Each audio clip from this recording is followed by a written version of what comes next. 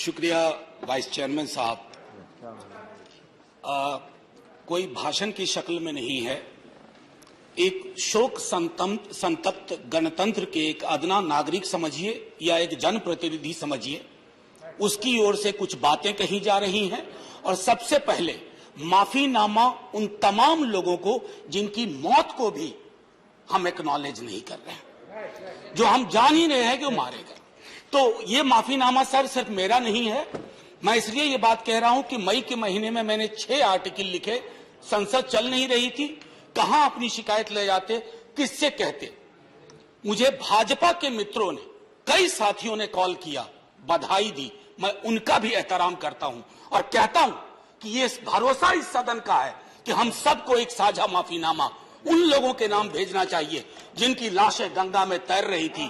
किसी ने कह दिया ये, किसी ने कह दिया वो।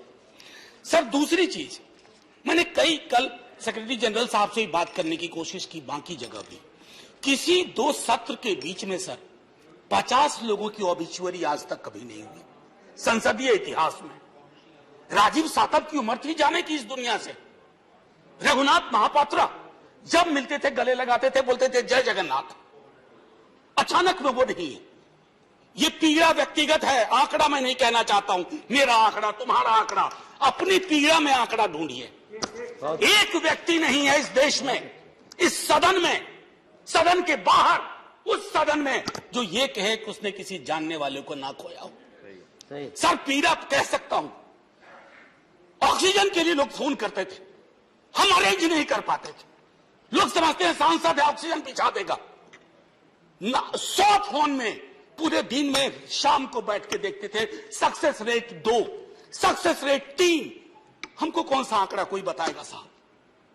हमको नहीं, किसी आंकड़े की बात नहीं करनी है। हमें देखना है कि जो लोग गए वो जिंदा दस्तावेज छोड़ के गए हैं हमारे फेलियर का।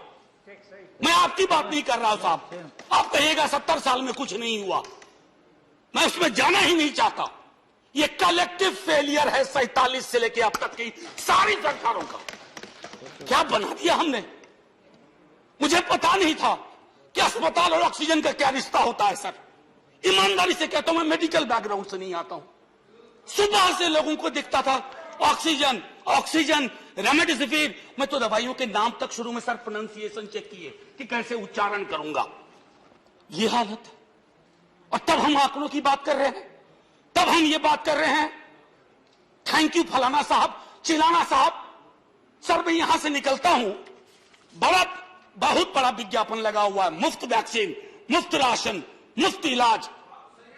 सर एक मिनट, मैंने किसी नहीं, please I don't want my time. मैं किसी दल की ओर से आज नहीं बोल रहा हूं।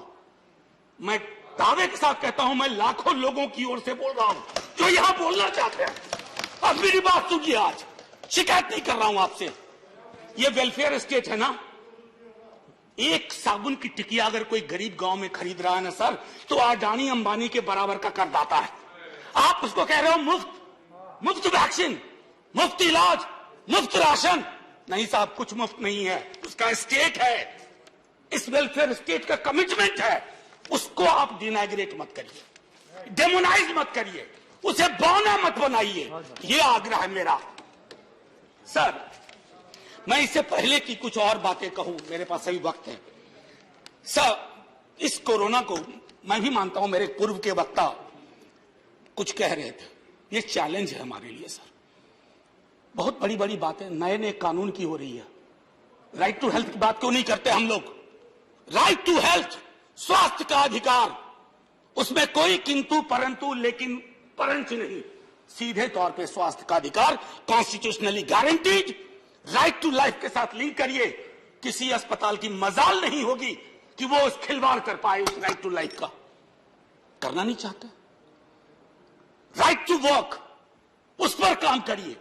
पॉपुलेशन को लेकर के बहुत बातें हो रही हैं साहब। डेमोग्राफी को, डेमोग्राफर्स को छोड़ दीजिए, बड़ा संश्लिष्ट विज्ञान है, लेकिन ये हम कर सकते हैं इस सदन और उस सदन में। Right to life, right to work पर लेजिस्लेशन लाइए ताकि कोई आपदा आए।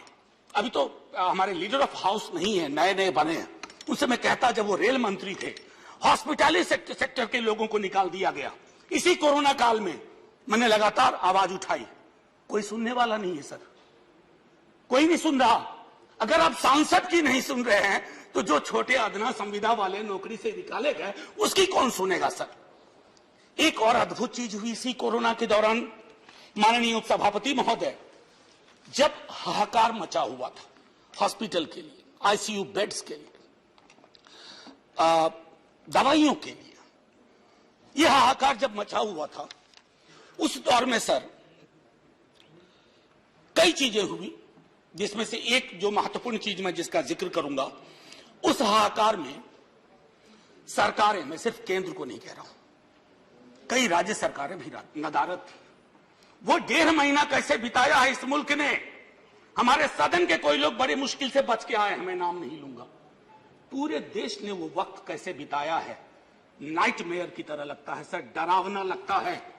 एक मेरा स्टूडेंट पढ़ा है, वह 37 साल का, हॉस्पिटल का बेड जब तक मैंने अरेंज किया वो दुनिया छोड़ के जा चुका था।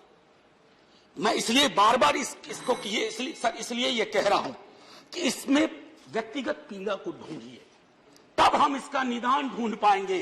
मेरी नाव तुम्हारी नाव, मेरा काल तुम्हारा काल, ये तो बहुत कुछ हुआ, इस भौकाल से आपको कुछ हासिल नहीं होगा। सर बस 1 मिनट और लूंगा, जो मैं कहना चाह रहा था। सर एक खत मैंने मृतात्माओं के नाम लिखा था, कुछ कर नहीं पा रहा था, बेबसी में एक खत लिखा, जो लोग इस दुनिया से चले गए। उसमें कुछ मैंने सलाह दी थी सर सरकार से, और ये जो उस बीच में कहा गया कि सरकारें फेल नहीं की, सिस्टम फेल कर गया। अरे साहब, ये सिस्टम कौन क्या है? बचपन से सुनते थे कि सिस्टम के पीछे व्यक्ति होता है, सिस्टम के पीछे एक संरचना होती है। अगर वो सिस्टम फेल किया है, चाहे दिल्ली में या किसी गांव की गलियों में, तो वहां की सरकारें फेल गई। सिस्टम का नाम इसे मत दीजिए, क्योंकि यही वो सिस्टम बनाते हैं। धन्यवाद। और आप बस आखिरी टिप्पणी करने दीजिए। प्रोफेसर धन्यवाद, आपको ज्यादा टाइम दे चुका हूं मैंने। सर बस 10 सेकंड लूंगा। आज जय हिंद बोलने में भी वो खुलूस नहीं आ रहा है जो आम दिनों में हुआ करता है। मैं सिर्फ इतना आपसे आपके माध्यम से कहना चाहता हूं, मैंने एक शिकायत नहीं की सर, किसी से नहीं। किससे शिकायत करेंगे? आहत हूं, जगाना चाहता हूं स्वयं को भी, आपको भी, क्योंकि अगर गंगा में तैरती लाशें, सर जिंदगी में डिग्निटी चाहिए, मौत में उससे बड़ी डिग्निटी चाहिए। हमने अनडिग्निफाइड डेथ को विटनेस किया है, और अगर हमने इसको दुरुस्त नहीं किया सर, आने वाली सदियां माफ नहीं करेगी। आप बड़े बड़े इश्तहार छपवाओ, अखबारों के 4 पन्ने रंग दो, फलाना थैंक यू सर, इतिहास को थैंक यू कहने का मौका मिलना चाहिए। धन्यवाद। जय हिंद सर। अगर मेरी बात से फिर भी किसी को कष्ट पहुंचाओ, मैं उन्हीं लाखों लोगों की धन्यवाद डेड बॉडी के बिहाफ पे आपसे माफी मांगता हूं। जय हिंद। धन्यवाद। Next speaker is Sanjay.